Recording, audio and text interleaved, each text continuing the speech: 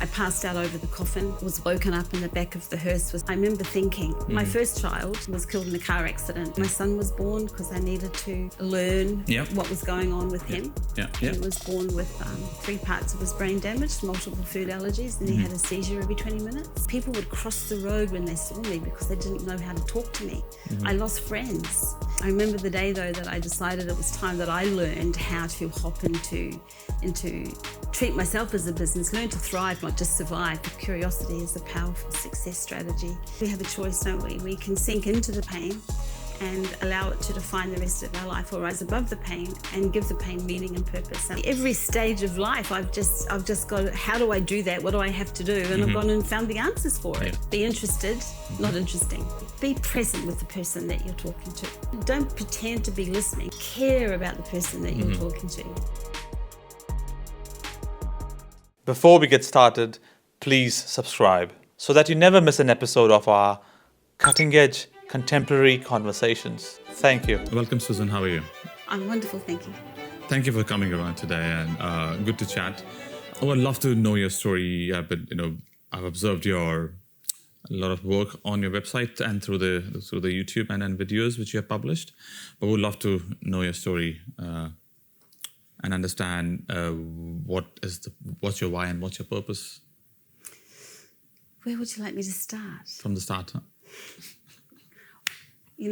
I was always that child that took home children that didn't have friends. I didn't take home, cats and dogs that needed feeding. I took home children that needed feeding. I know it used to worry my mother because I would just bring home all the kids that a parent probably wouldn't want their child being friends with. So I say that I sort of was born to be doing what I'm doing because I've always really cared about people, genuinely cared about people, I started really studying people when my son was born. I had numerous jobs. I started my business career being PA for my stepfather's company in Auckland. So I was quite early when I got insight into business. I remember the day, though, that I decided it was time that I learned how to hop into treat myself as a business, learn to thrive, not just survive, because there's a mindset shift in that, isn't there? But you know what? I really started studying when my son was born because I needed to really learn what was going on with him. He was born with 3 parts of his brain damaged, multiple food allergies, and he had a seizure every 20 minutes. And I used to walk out of doctors and look down at this little boy that had a blonde ringlet down his back and say, well, I don't know what we're going to do, mate, but we ain't doing that.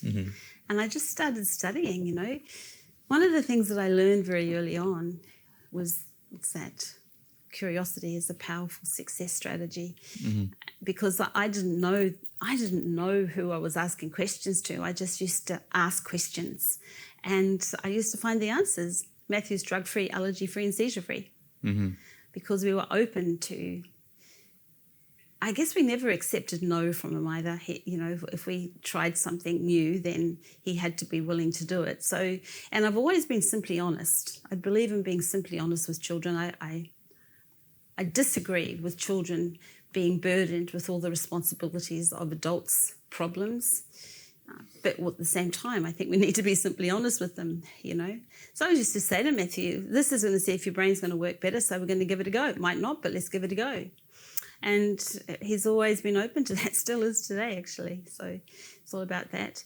And when I had my second daughter, I went from a size 8 to a size, 10 and a half, which when you're in your 20s is unacceptable. And I just started studying the next thing. It's sort of like every stage of life, I've just got, how do I do that? What do I have to do? And I've gone and found the answers for it. That's really how I've always functioned. At the university, I was very right-brained. I have trained my brain to be a subdued right-brainer, but I was a serious right-brainer. So I'll come back to subdued right-brainer, but yes, continue, sorry. So I was I was very, very right-brained. And probably if diagnosed in today's world back then I would have been ADHD as well. So sitting in classrooms all day didn't work for me. And so when I started studying,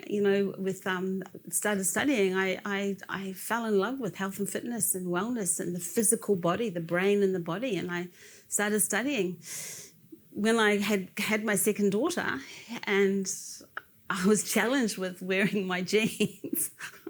Being completely honest here, I started studying weight loss. Why can't I get into my jeans? I'm still doing what I used to do, other than the fact that I've had babies.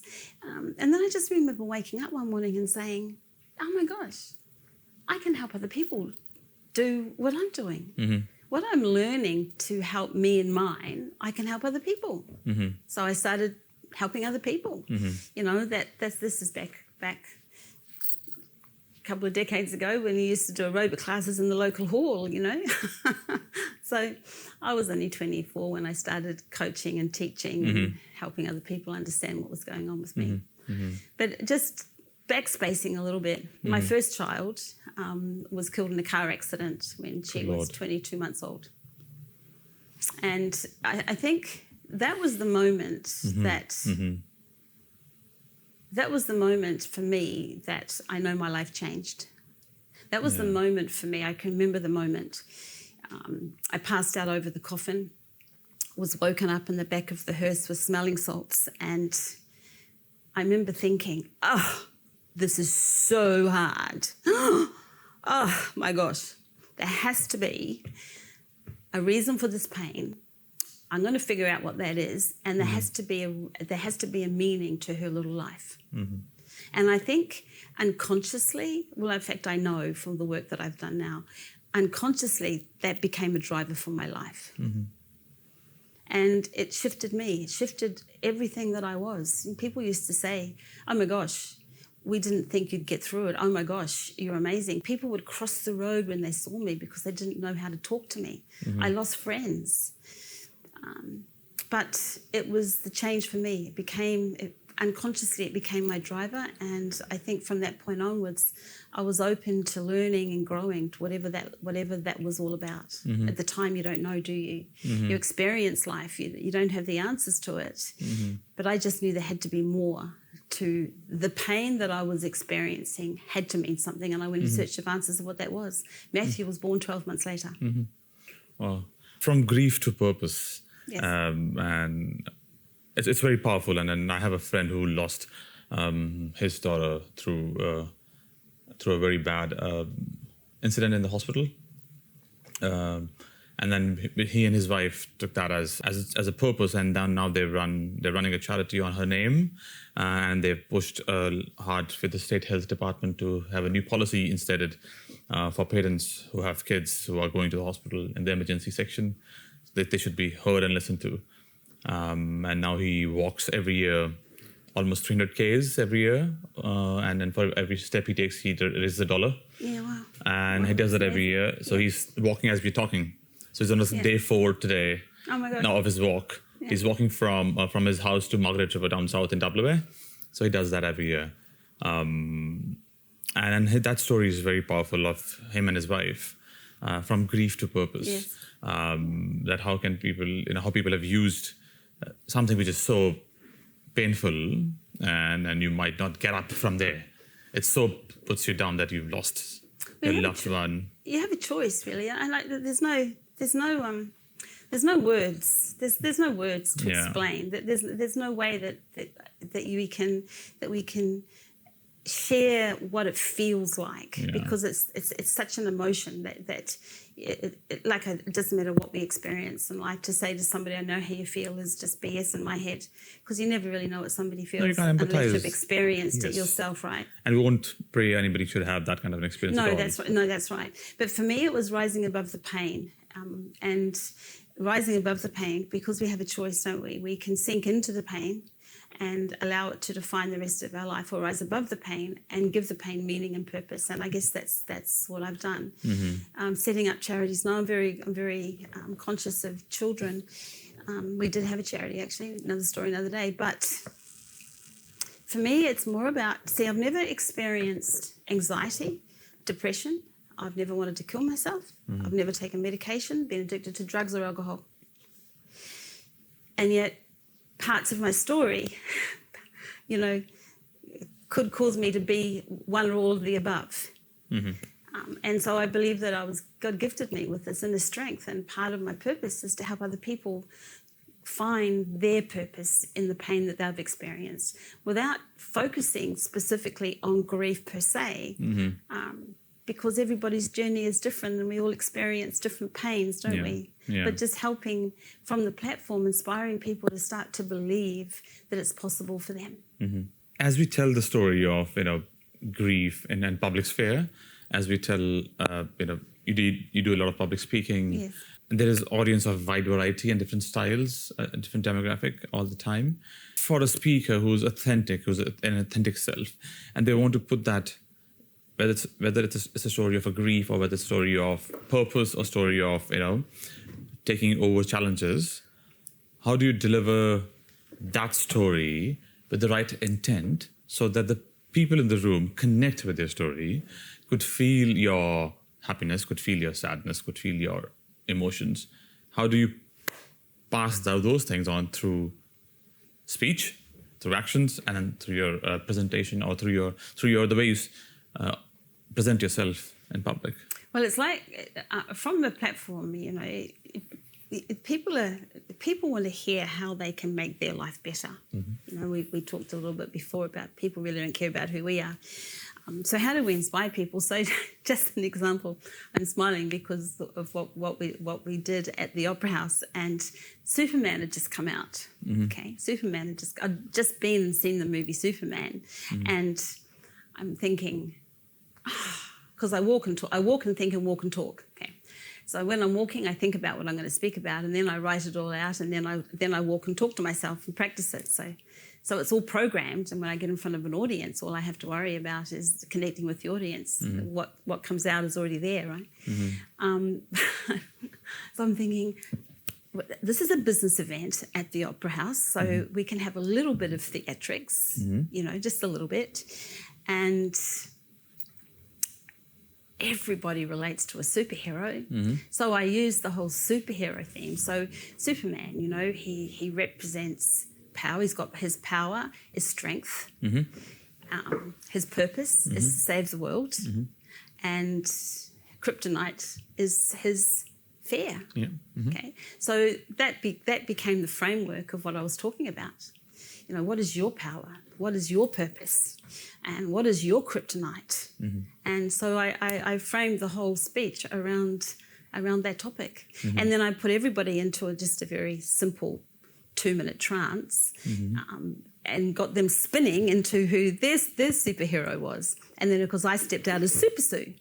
Okay, close your eyes for a moment, and now you're talking to Super Sue. So that was the whole theme around it, and it really went down very well, I may say. People remembered it. Because that's also part of it. We want to inspire the audience to go, oh my gosh, what is my fear? What is my kryptonite? What is my power?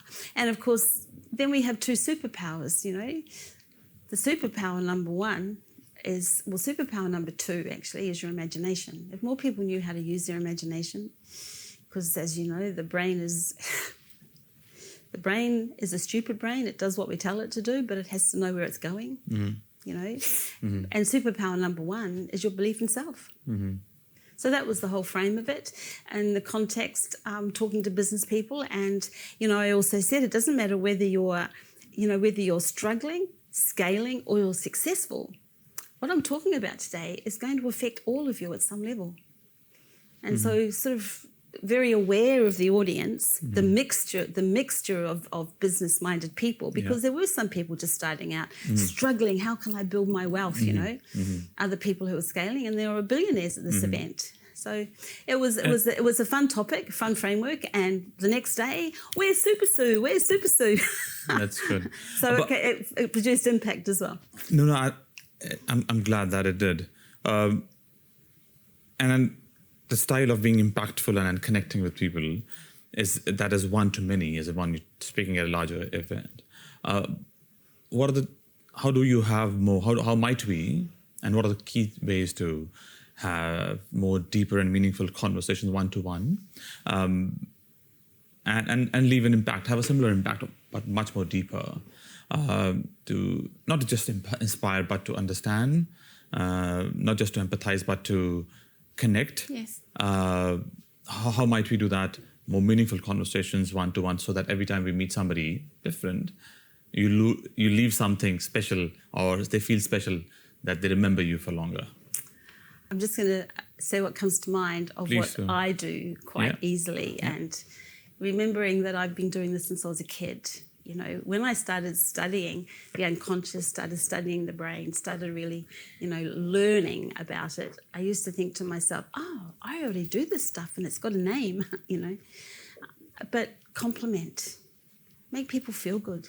There's always one thing about somebody that you can say something nice about, because it has to be authentic. You have to mean it. So it's just to look at that person and think, oh my gosh, what wonderful shoes you have, what a wonderful watch, what a beautiful smile you have. There's always one thing that you can compliment a person about that makes them feel good. Being able to have the awareness of the state of mind that the person that you're talking to is in. Example, I was at the movies and I was getting a coffee, and the woman that was serving me just looked sad. She just looked sad. And I just looked at her and I congratulated her. I said, oh, you made the best coffee. I really needed that, And then I just asked her, I just said, are you okay? Are you okay? She took 5 minutes to tell me that she wasn't okay. So straight away, I just straight away put on my coaching hat, of course, and I just sort of said to her, can I give you a couple of examples of how you could manage your mind so you're going to feel better as you navigate this problem? And she said, oh, yes, please. So complimenting somebody, just observing the person so that you're aware of the state, get out of self and get into how can I help you. I think it's all about, being mindful of how we can serve another human being. And if it's just like in that situation at the movie theatre, just helping this woman find a way to smile through her challenges, it made her feel better for that moment. And I think the idea of service, whether it's when you're doing, or when you said, you want to serve the person in the front, that's also part of the having a good conversations and trying to understand them better. That's more of a shorter form.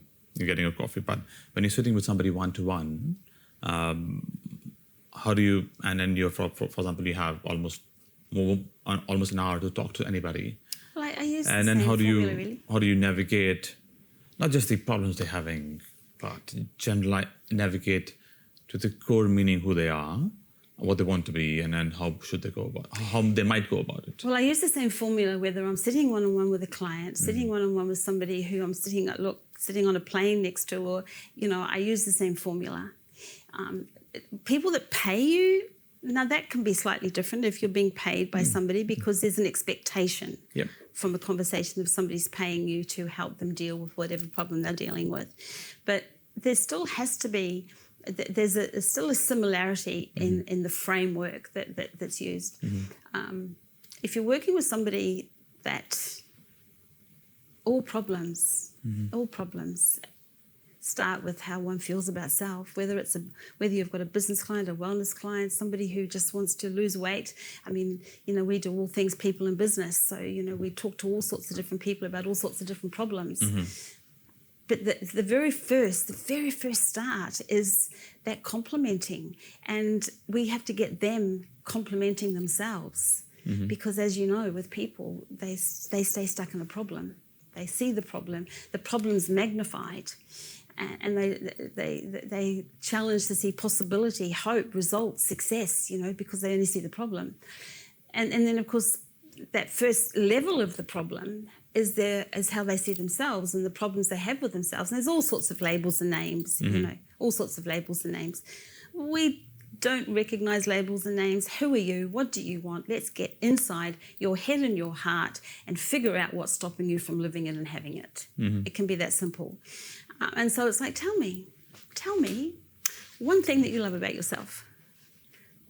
Are you asking that question? Yeah. Well, that's the question I would ask. So I think, that's a good question to ask. And then it's like, now I know you're more than that.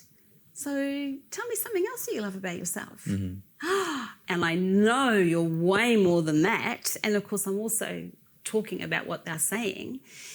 So come on, go a little bit deeper. If I was going to recommend somebody that needs help, how could you help somebody? Oh my God, well, I had a woman say to me once, I'm really great at baking cakes. Oh, so you love the fact that you love baking cakes. It's like, I had a male business client once say to me, and men are very, very different, as you can imagine. They take this process on very, very differently because they only see business. They don't always see that inner self, that personal self, although that's shifting really in the world we live in today. So really it is all about, first, we have to help the individual initially really see what's great about themselves. So they're open. They're open to learning more. They're open to being stretched. We know for a fact that if we can help that the individual smile, open their mind, oh my gosh, I do that. Oh my gosh, yes, you're right. We've got this happy feeling flowing. Then they're going to be open to being stretched. Yeah. Learning more, going deeper, because then we can always come back to that happy feeling. Does that make sense? Yeah. Do you think, in your observation, we were talking about communication, you are communicating one-to-one and one-to-many, and then trying to present the message in the right intent and the way you are feeling it. So there should be less noise in the message, which is really what you feel and what you deliver. Can you take an example of one of the speakers you have seen and observed on oration skills, on delivery of speech, on the theatrics, as in the theater of it, how you land an argument, and from that point of view, can we do a case study, a smaller case study on one of, or an example of one of the speakers you appreciate the way they present? I've had the great pleasure of, I believe, working with. I've been coaching for over 30 years, and I've been coached by some of the best in the world. And so I've had the great pleasure of really learning from who I believe are some of the best in the world at what they do, proven by results, success, and the people they've helped. There's different forms of speaking. You can just present information, which is very transactional, facts and figures. You want to do this is how you do it, and you have a PowerPoint presentation with charts and the very left brain of presentation. Okay. To be a speaker that's going to not only inspire the audience, but to really help the audience see inside themselves so that they can believe they can have more and be more, and also remember you when they wake up the next morning. It's about being able to connect with everybody in the room, believing that everybody in the room thinks that you're speaking to them personally.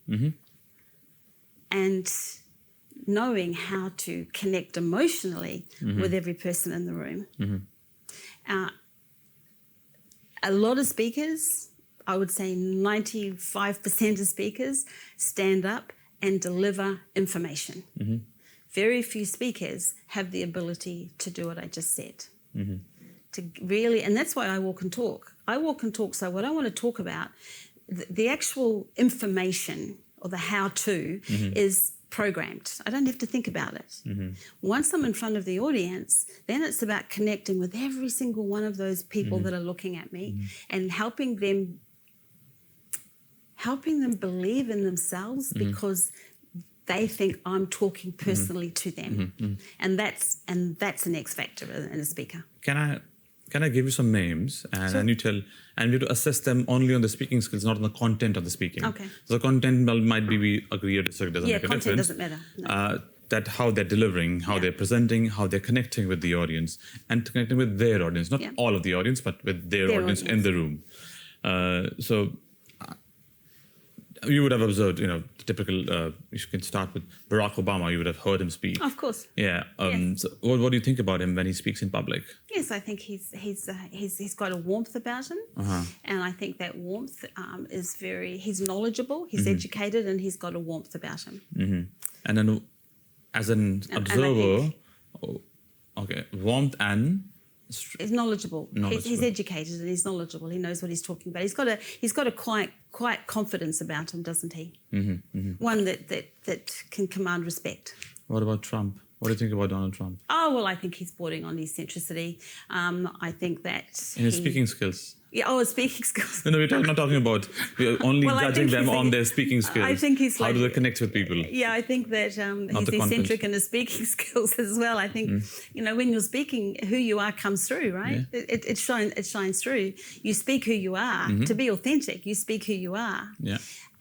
And he gets his message across, and he's talking directly to the people that want to hear what he has to say. I'm very, I find him very intriguing. I find him intriguing. He doesn't do eye contact very well. So he's sort of a little bit all over the place. I don't think he speaks to connect with all of the audience. I think he just speaks what he knows to be true. This is what I believe. This is what is going to happen. You can either hear me or you can't. You don't hear me. You can either listen to what I'm saying, hear what I'm believing. You can follow me or not. But this is what I believe. This is what I know to be true, and this is what I'm going to do. Have you observed Kevin Rudd speaking? Kevin Rudd, one of the prime ministers. No, I don't- Paul Keating. Yeah, Paul Keating was. I wasn't living here when he was here, so I'm not going to comment on Paul Yeah, that's Keating. fine. Kevin Rudd. I think I've got my own thoughts on Kevin Rudd as I said before. All I'll Not say the is, content, only on the not presentation. talking about content. I'm talking about who we are as a person, authentically, shows through as a speaker. Yeah. At some level, always. Yeah, that's what I was saying. Yeah. Okay, so I thought, to be nice, because we're not here to judge or criticise, are we? But, I think he was quite spineless and, disrespectful, and I think it showed through every time he spoke. So it could be because who we are, it comes out unconsciously. We can practice, we can pretend, we can get up on that stage and say one thing, but who we really are authentically comes through unconsciously. And it shows up in how you position yourself, the body language you use, what your face says, how you use tonality, the words that you speak. Yeah. And you bring that all together. You can see who is really standing on that stage speaking confidently and authentically to the ones that aren't. And like Stan Albanese then, what do you think about this presentation skill? Because he speaks a lot these days, because he's the leader of the House. He's a prime minister. So what do you think about Anthony Albanese on his speaking skills? Doesn't influence me to want to listen to him say very much at all. And to be honest with you, when you say his name, I saw and the journalist was really not shouldn't have shown this on TV, I tell you, because it's all I see, and I'm sure other people do as well. Walking along a road, skipping with his little white dog. And when you mention his name, that's all I see. The Prime Minister Pauline Hanson, then? skipping along the road with his little white dog. Pauline's an incredible woman. I know Pauline personally, and she speaks her mind. She speaks she speaks the truth, and she stands authentic in her truth. And then which comes out in her the way she stands and the way she Yes, speaks. it does. Yes, and she speaks with authority. Even in her early days, when she just used to speak out what most people were thinking. She's learned to be more. She's learned to be, more articulate in the way that she presents herself. But she's very controlled. She's got a lovely energy about her. But she stands true in what she has to say. There's no fluff and guff. It comes out authentically and confidently. And then we've done some few case studies just to, these are examples and what you feel. And there's a whole range of, good, bad and ugly Yes. in the assessments. What do you think is a singular thread across these speakers which make them either good or bad? Okay, so I think that if you compare, let's say, Albanese to Obama, Obama has learned how to command an audience, how to stand with confidence, how to speak his truth and to want to influence other people to believe what he's saying. Albanese hasn't. Yeah. He just speaks what he's told to say. And from there, I think, can we train ourselves to be, presenting with a larger audience and commanding the space. And then I think the most difficult part is to get people to trust you. I think that's the biggest challenge, that if you can get the majority of the room to listen and hear you and where you're coming from, and because you might not have too much time to explain your reasoning of what you stand for, but if you are taking them a lane of thinking and taking a decision on something, and you want majority of the audience to trust you, that's a bit of a challenge. And Well, how do you why- command that? Well, the very first, 70% of the audience are white people. So we have to, the very first sentence that comes out of one's mouth is to tell people why they're sitting there listening to you. What is the benefit to you? I'm going to sit here and tell you 1, 2, and 3. That has to be number one, so that the 70% of the audience are thinking, okay, why am I sitting here listening to you? Straight away, you've squashed that. It's all about appeasing the brain of the audience so that they do feel that they can trust you. So it's knowing how the audience is going to feel before you stand up on that stage. It's knowing that people are going to be looking at you, wanting to disagree with you. And so what can you say that's going to help them relax and go, oh my gosh, I do want to hear what you have to say. So it's really knowing who the audience is and what their expectation is from you so that you can address it straight away. But the number one thing is, you're going to listen to me today and I'm going to show you how to do 1, 2, and 3. Oh, okay, well, that's going to interest me. And you already know that because you've studied the audience that's sitting there waiting for you to be on stage to either inspire them, motivate them, teach them something. Some people just go because they just like the energy of being in a room with a lot of other people. But we live in a world now that wealth and success used to be for a select few. We can show whoever is prepared to do the work how to do it. People are open to listening and learning. And so as a speaker, if you've got something that you can offer the world that's going to help shift a perception, shift a belief, teach them how to do 1, 2, or 3, then we have to be able to demonstrate that in the very first 3 minutes of being on that stage. Wow. Too less of time to demonstrate. Yeah, too less of time. And online, it's only 3 seconds. So, 3 seconds online, 3 minutes on stage. So straight away, you have to walk out with confidence and connect with the heart of the audience. So before I get on stage, I listen to Bocelli because the voice of Bocelli calms my brain cells down. Okay. And then I connect my heart to the audience's heart, so I'm out of my head. So I've already done the walk the talk. You've already done that process. You know the words. It's just that the remaining part is more emotive rather than the technical, the words which you have to say. Yes, yeah. And then of course you've got like, the audience doesn't turn out to be exactly as you want it to be. There's not as many people in the room. There's more people in the room. There's like an aggression in the room.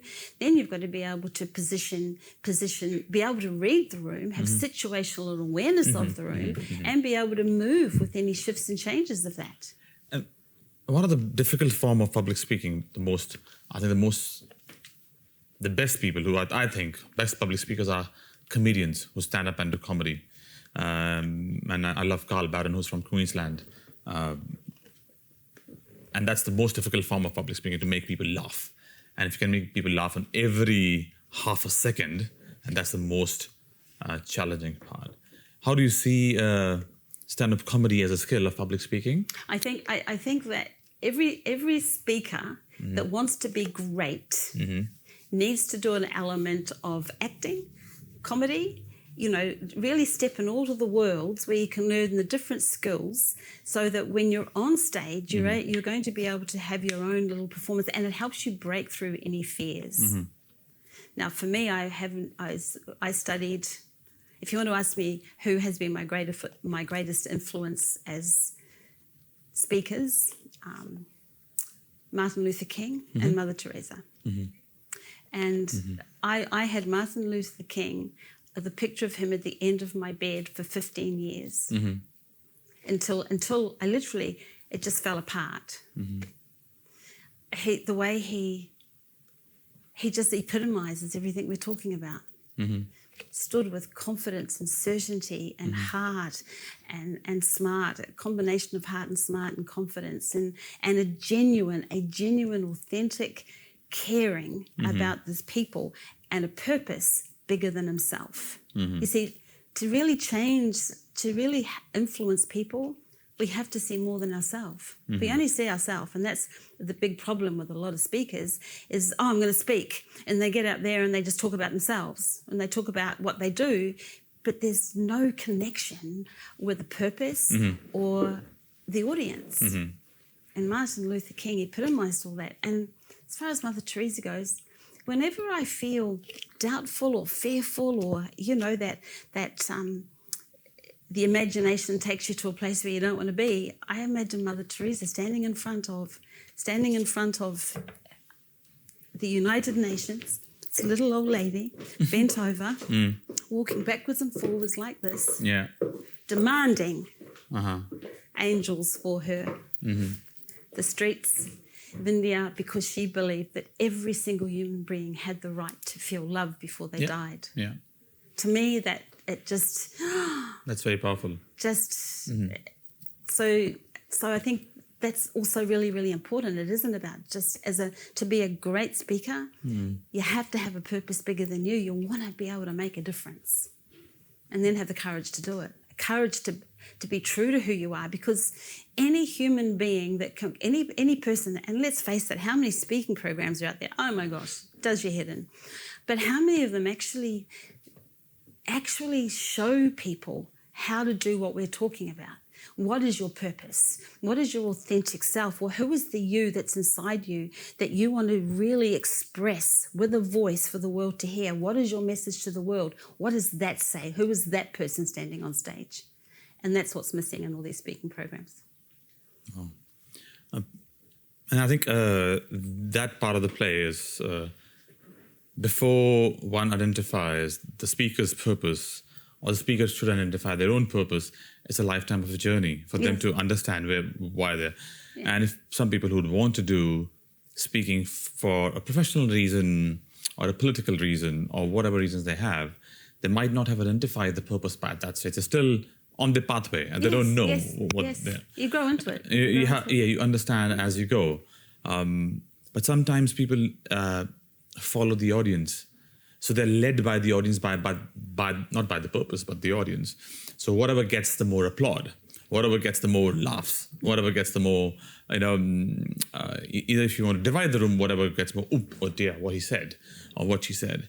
Again, what's sometimes the audience leads the speaker rather than the speaker leads the audience, because you get greedy or you get short-term. As a speaker, you might say, okay, no, I like what they're doing now. So I know what topics or reasons they applaud on, and I want to do more of that. And that's another rabbit hole to go down the drain. So how can a speaker control that narrative?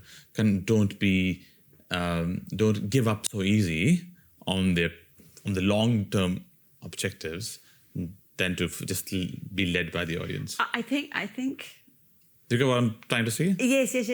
I think as right-brainers, some of the greatest speakers are right-brainers, because they can think on their feet, and they're not within the boundaries. I've learned that, and that's what I have to say. Because it doesn't always work that way, as I've said. Audience can shift and change, and energy can be. If you've got an audience that doesn't express what they're feeling or show applause, I mean, you have to still stand strong, and this is where you have to teach speakers or people how to stand strong in their belief, and then to relax and have fun with it. You've got to relax and have fun. I mean, I don't have a trouble with that, because I've got to be very careful that my right brain doesn't run away from me.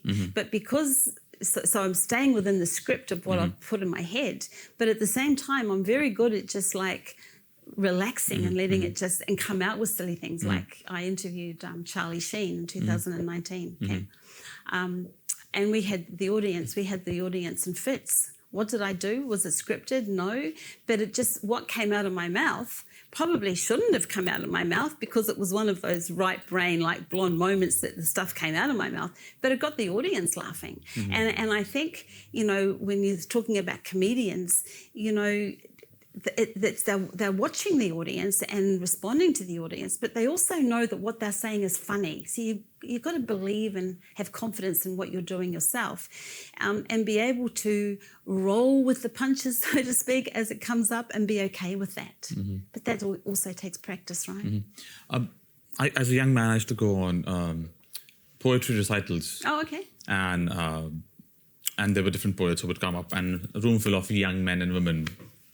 And so there were genres of poetry. One is purely, hopelessly romantic poetry, and then there was, and one was falling in love poetry, and then one is already in love and then on the blue moon, and the one was sad and dead. You're gone now, and I can't be without you. Okay, something like that. So there was a range of poetry, and the young boys, and the poetry was more romantic, and the boys will say, they will applaud, not applaud. There's a word in the language. There's a wow. So they just keep on saying and repeating that. I love that delivery of that line, and that poet was just finish half a line, and then people will start shouting, yeah, and then they will ask him to redo the same line again, and then so oh, further loud applaud. So I have not seen that kind of delivery. That is so powerful. Yes. Delivering poetry, and then people, the audience is going mad. The audience says, repeat what you said again, do that again. And then that form of delivery is so powerful, to see the whole room, and you are leading. It's just, the Piper moment, when everybody's following you. But you're also, how old were you? I was 19, 20. Okay, so here's this gorgeous young man standing up on stage, performing all this Not me, somebody else was doing it. I was in the audience. Oh, you're in the audience. No, I could not do that. Okay. If I could do that. Yeah, I mean, there's certain things that human nature is just attracted to, right? Yeah. There's just certain things that human nature is just attracted to.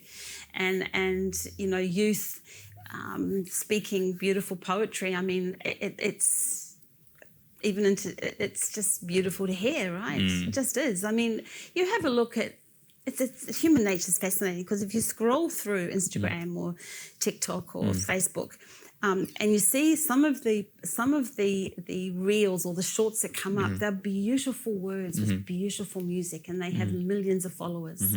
People are looking for romance. People are wanting to feel that feeling, and if we can evoke that feeling when we're speaking to somebody from the stage, whether it be online or offline, then we're putting something inside the heart of that person. Yeah. Because people are looking for it. You just see it. Look at it's crazy, but have you seen the little Chinese boo-boos and doo-doos? I mean, they just come up. But but whoever's creating those, millions of followers, they're speaking directly into the heart of what human being is wanting, what they're feeling, what they're experiencing, what they're missing, what they want. But it speaks directly into the heart of the person. And if we can do that from a stage, really speak directly, authentically, and with light and shade, that's something else. In fact, we've talked about this often because we're developing our own speaking training. We've got to have light and shade. They've got to feel soft. They've got to feel excitement. They've got to be able to this is serious. That we've got to move with the emotions, so the audience is going to connect with whatever part that they are missing or they want to feel. Or they are feeling, because there's a little bit of all of the above, isn't it? How do you, and again, the mechanics of speaking, ignore the content and the delivery, but the mechanics of speaking in terms of, how fast you speak versus how slow you down, how impactful, how deeper you can go versus how louder you can go. So what's the mechanics of speech? Well, so that, one could understand these small, subtle changes in the delivery of speech to have a stronger impact. Well, I'm an NLP trainer and practitioner, and so understanding the language of the brain and how a person reacts to different tones. If you're really wanting to embed something, then you go deeper. There's certainly things that you can learn that can help, that you can practice. And of course, excitement and visual is up high, and you get everybody working. but be able to understand how to use light and shade, whether it be emotion, whether it be tonality, whether it be words that you say, energy you say. You know, another person I studied when I was really studying how to present to influence was Robin Williams. Because Robin Williams was out there, right? He was like this, out there, just right brain out there. But he still had control of his energy. He had this energy that bounced off walls, but he was still in control of his energy. So I studied him and took on a couple of the speeches that he did in some of his on stage, just one man shows. Had to practice them and speak them on stage in front of people, so that I could learn how to manage my energy. So you can still be excited and just having that joyful,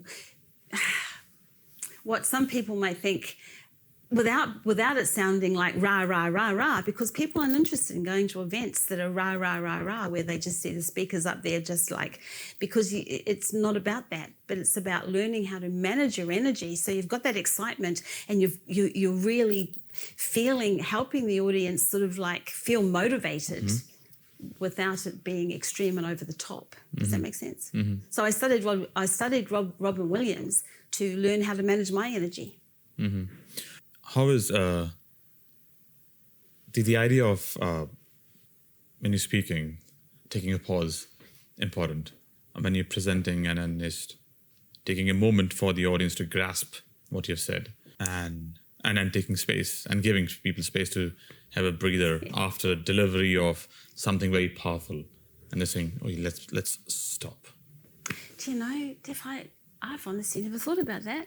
I just get up on that stage, and everything we talked about, I just do, and I can manage it according to the audience, and just know that I just go in knowing that I'm going to excite, help them come up with something. And, you know, we always do. We always achieve what we want from it. So I don't think about that. I always get an applause. Somewhere through it, I always get people laughing. Many times had people crying, not because I've told sad stories, but because, you know, evoked an emotion and then that's brought something up, especially women. So I because of the practicing I've done, and because of the study I've done, because of the practice I've done, and because I've done it, that all to me I don't think about it, just happens. I think if I got up on stage and thought, okay, now I've got to get the audience clapping, then you forget about all the stuff that you need to focus on to get the audience clapping. Yeah, you're right. No, I was not suggesting that. I was not trying to push audience to clap. I'm saying, for example, you have concluded a part of a speech, and which was highly meaningful and deep and authentic, and you want the audience to take the time to get the meaning of it rather than clap, but just take a pause is enough, 3 seconds or a 4-second pause. Well, taking the pause is something that, for me, was something the pausing I had to learn to do, because I had to train my brain to slow down and pause, because standing and pausing for 30 seconds when you're on stage can seem like 3 minutes, you know, it's only a short period of time. So we've got to know, we've got to know our own strengths. We've got to know our own weaknesses. We've got to maximize our strengths, and we have to hone in and strengthen our weaknesses. But isn't that the same with anything we do in life? We want to be the best. Then we have that's one of the first thing we have to do, isn't it? Is what am I great at, and what do I need to do better at? In conclusion, I want you to talk to people who are not wanting to speak in public, but they will still have conversations. Yes. Everybody's having conversations. Everybody. So you might not be a public speaker, but you can still have a conversation at workplace, with your partner, with your kids. Yeah. So what are the things I've got they need tips with kids. Yes. and then how can people improve on that skill to have conversations? Okay, I've got some I call them brain anchors. Brain anchors. Number 1, be interested, not interesting. Okay. If you're using I too many times, then you're talking too much about yourself. Add value. Ask questions. Ask quality questions. People. Too many people don't have people to listen. So become a fabulous listener. Listen. You know, we've all heard this. We've all heard the saying, all the expressions, don't we? You've got two ears and one mouth. Listen more than speak. But I think to develop your listening skills is very, very powerful. With kids, listen. And what worked for my daughter, who is a beautiful, young, talented woman, doing everything she's wanted to do and being successful at doing it. But when she was a teenager, oh my gosh, you know, again, don't react. Stop for a moment in that silence. Be still for a moment. Walk away. And then come back and compromise, consequence, and let's make a deal.